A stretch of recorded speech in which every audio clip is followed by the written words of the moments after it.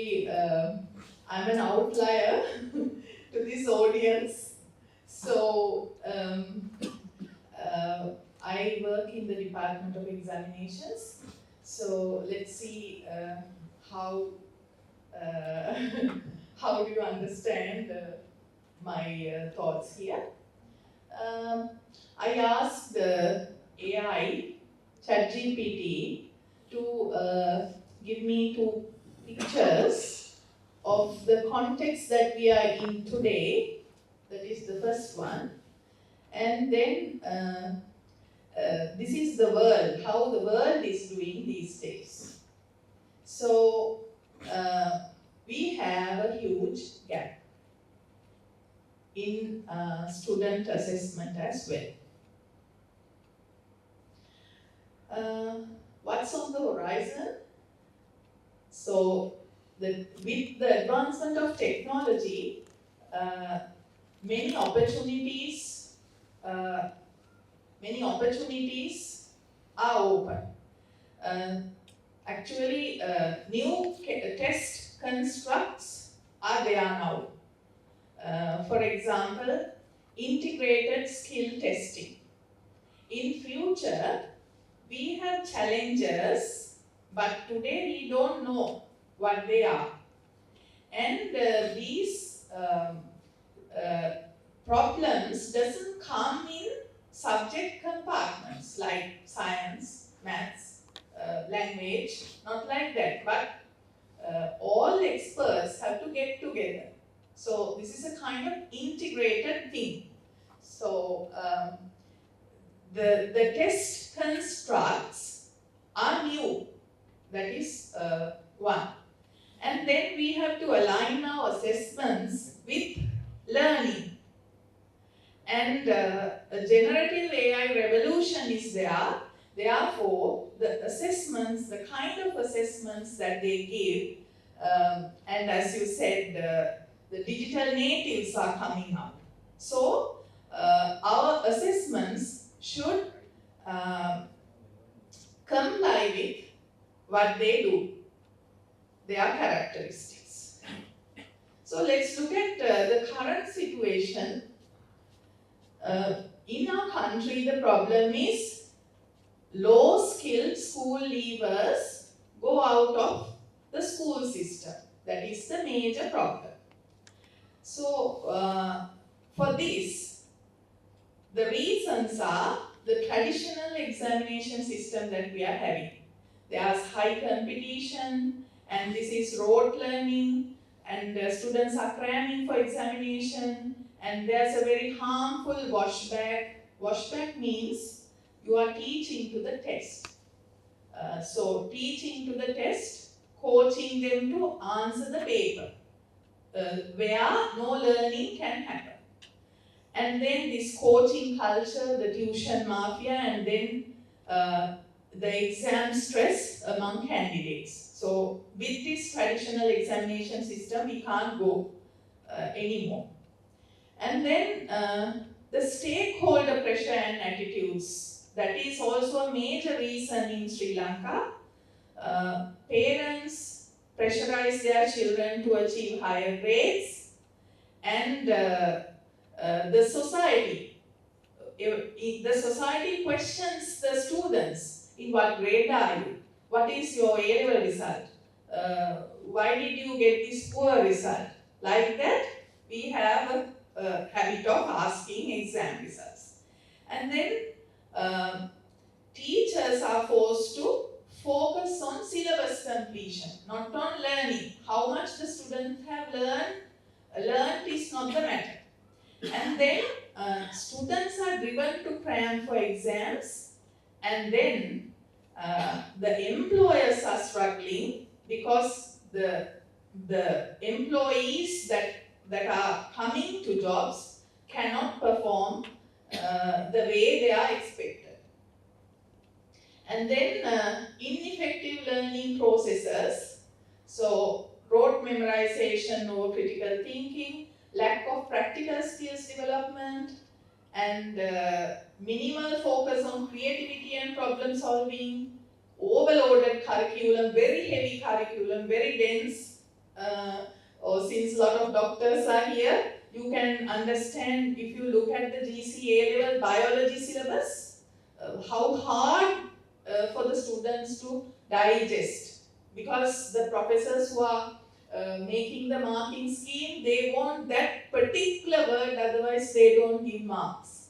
For example, එකපාරක් තිබ්බ ප්‍රශ්නයක් මොකද්ද හරිතාගාර ආචරණයේ බලපෑම මොකද්ද කියන එක තමයි ප්‍රශ්නේ. එතකොට ග්ලැසියර් දියවීම නිසා මූදේ ජල මට්ටම ඉහළ යාම කියලා ළමයි ලිව්වා. ඉතින් ප්‍රොෆෙසර් ලකුණු දුන්නෙම නෑ ජල මට්ටම මොකක් හරි ගිල්ලුවක් මට්ටම වැඩි වෙනවා ඒක නිසා ජල පරිමාව කියන වචනේ නැත්තම් ලකුණු බිඳුවයි දුන්නේ. So it's that hard now. And then the teacher-centered methods limiting student engagement in anything. As you can remember, අපේ කාලේ අපි මොනවා හරි ඇට තියෙන පෙට්ටියකින් අපි මොකක් හරි අරගෙන ඇන්දා. ඒවා ඊට පස්සේ මයික්‍රොස්කෝප් එකකින් බලලා මොනවා හරි ඇන්දා. මේ බොට්නි වලට ශාක ගැන අධ්‍යයනය කරා. ඒව මොකුත් දැන් වෙන්නේ ක්ලාස් රූම් එකේ. It's only the theory. මේ ඇටේ ගැන ඉගෙන ගන්න මොකක් හරි මේ සංදි ගැන ඉගෙන ගන්නෙත් මේවා දිහා බලලා නෙවෙයි ඒ උනාට මේ නෝට් එකකින්. So that's the extent. A level paper එකේ තිබුණා structured questions හතරක්. එතකොට ඒව ඔක්කොම ආවේ practicals වලින් මේ කාලේ.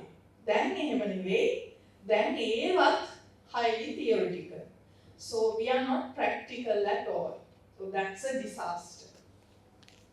And then policy-related matters are also there. Now this assessment framework is totally outdated. And we don't have any alternative assessment methods used in the class. It's only the paper pencil test. So the student learn for 2 years or 3 years, and that whole learning will be measuring within 3 hours. So how unfair is that? And then rigid university admission system. To tell you why do we have this GCA level examination, that is the final exit point from school. That's the school leaving test. So that school leaving test is used to get students enrolled in the universities. Therefore it has become highly competitive. So in the school, students are actually they are penalized because of this. So which is not happening in any other country. Now let's look at the student performance at national examinations. Can you pay your attention to the first graph where it says when you do this, why do we do this O-level examination? That is for 2 reasons. We have to see how much the student has achieved. The second one is to qualify for A-level, you have to pass the O-level examination. Those are the 2 reasons. So here, after doing O-levels, in 2019, 20 and 21, these 73% 84, 76.59 and 74.52 students have qualified for A-level. The non-qualified percentage is 26.16. These the red color pillars. So where do these students go now? Because those 70 odd students have qualified for A-level, but the others have not. So we haven't given a sustainable alternative to those students. Maybe they are driving a 3-wheeler. Maybe they are doing some illegal business. So these are countries' students. We haven't given them any chance. And then the other graph shows the student performance GCE A level. There, the blue pillars are the ones who were eligible for the university, more than 3 years passes. And then the red pillars are the ones who are not eligible. So for those students also, we haven't given a path to flourish. Maybe most practical entrepreneurs and very skilled students must be here. So we haven't given them any alternative. This is a famous picture, I think you have seen this. The examiner asks every candidate, even the bird, the monkey, elephant, and all the animals to climb the tree. So the tree is our assessment now. So this is how we can look at the present examination system. So let's compare the traditional examinations and modern assessments that the world is having. Traditional ones are focused on rote memorization, but the modern ones are focused on deep learning and application. And then traditional ones are high-stakes summative tests, and modern assessments are continuous and formative assessments, where learning happens. And then traditional assessments are standardized, one size fits all. But modern assessments are personalized, they have adapted testing. Traditional assessments are teacher-centered evaluations, but the modern assessments are student-driven and peer-assisted evaluations. And traditional assessments are score-based. For example, 7 out of 10. What does that mean? It doesn't have that much of meaning. But if it is competency-based or skill-focused, if a skill-focused report comes, this is what this child can do, this is what this child cannot do at the moment, then that would have that has more value. So, after all, assessment is not just about ranking students, like in Sri Lanka, but it should be about unlocking their full potential. The World Bank says in Sri Lanka, students' potential is coming out as 60% or not 80% or 90% or 100%. So that full potential of the individual doesn't come out in our education system.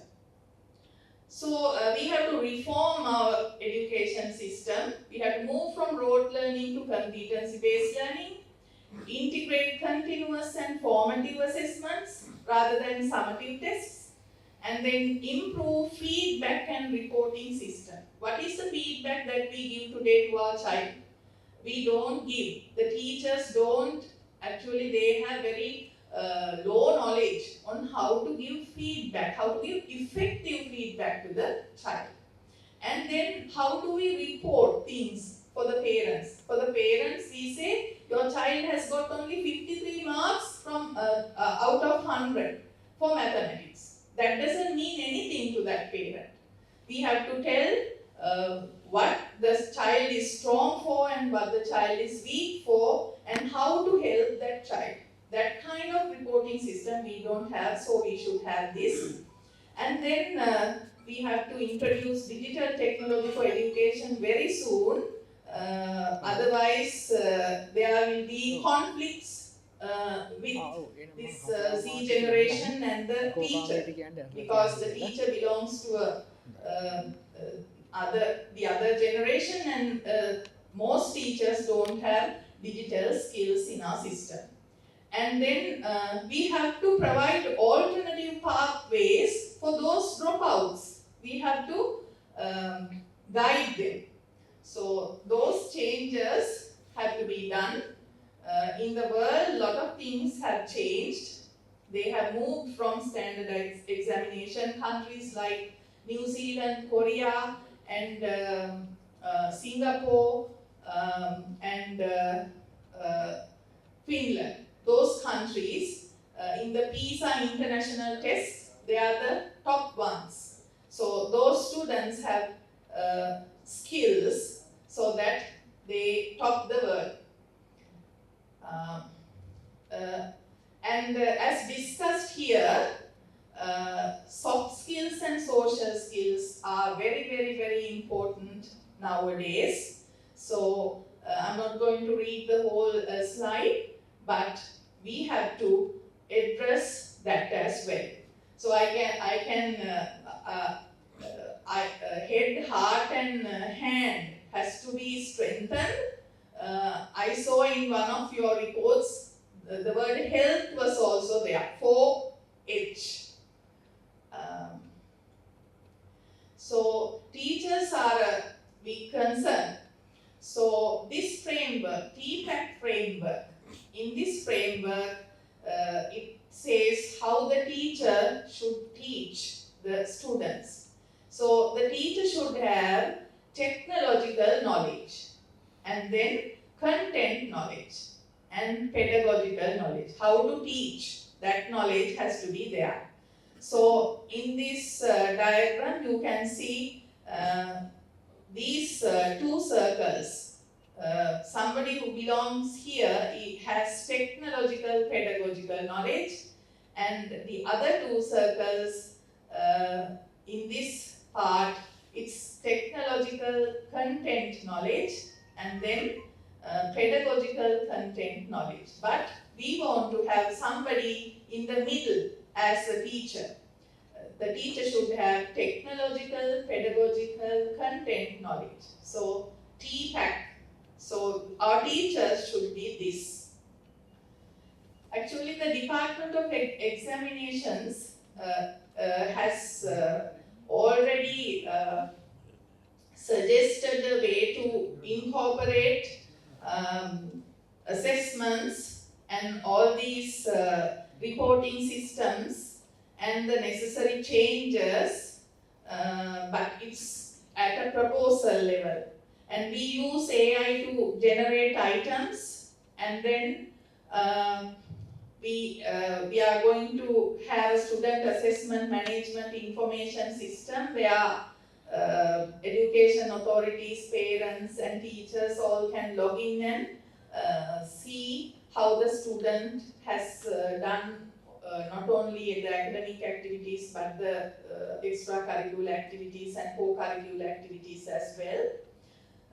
So I really don't know whether this can be implemented, because still after changing 4 governments, still we don't know the policy and what's happening. So this is our suggestion. And we have challenges. So these are the challenges that we will have to face in future.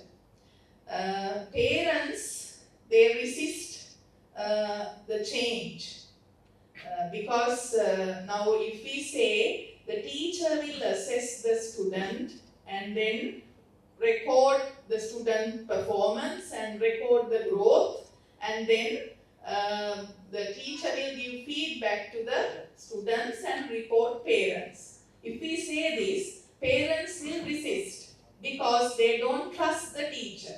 They say the teacher will favor other students. So that problem is there in our system. And then there's a mismatch between assessments and the industry. There's a complete mismatch because the students don't have the skills the employers need. And then we have to recognize our international recognition. That is also a concern. අර මොකක් හරි කරලා බෑ. අපිට තියෙන recognition එක මේ internationally අපිට ඒක maintain කරගන්නම ඕන. We can't give up. I think that is also a challenge. කොහොමද recognition එක තියාගෙන මේක කරන්නේ? Assessments system එකකට අපි යන්නේ කොහොමද අපේ recognition එක තියාගෙන? That is also a challenge. And then low assessment literacy of teachers. Then teacher ළමයි assess කරන්න යනවා නම් feedback දෙන්නේ කොහොමද? ළමයාගේ growth එක කොහොමද mark කරලා තියන්නේ, කොහොමද parent report කරන්නේ, මොනවද techniques, those things අදට teacher එච්චර දන්නේ නැහැ. So we have to train thoroughly. And then upgrading the curriculum and the teaching methodology of NCOEs, National Colleges of Education. That's the critical matter. Because teacher pupils are taught in National Colleges of Education. And they become teachers. They come into the system. They are the novice ones and they will stay for long. But those teacher pupils are given a lecture like this. But they have to use teaching methodology. They have to use technology in the classroom. But their learning experience is listening to a lecture and writing a sit-down examination, which won't help them when they go to the classroom to handle the students, especially the digital natives. So their curriculum and their assessment methods and their teaching practice strategies have to be updated. That is very critical. And then we don't have this digital infrastructure installed yet, covering the whole country. We have regional disparities. Actually, we went into a online test for General Information Technology exam. So that test was practical. So how to do things practically was assessed.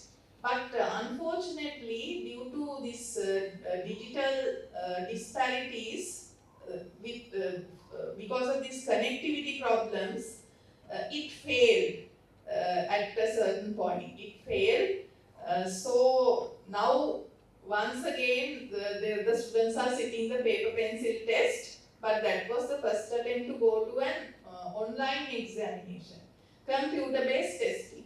So connectivity problem was there, but I know that there are certain other alternatives that we could do, but at that time, without enough pilot testing, I think we tried to implement, so it failed.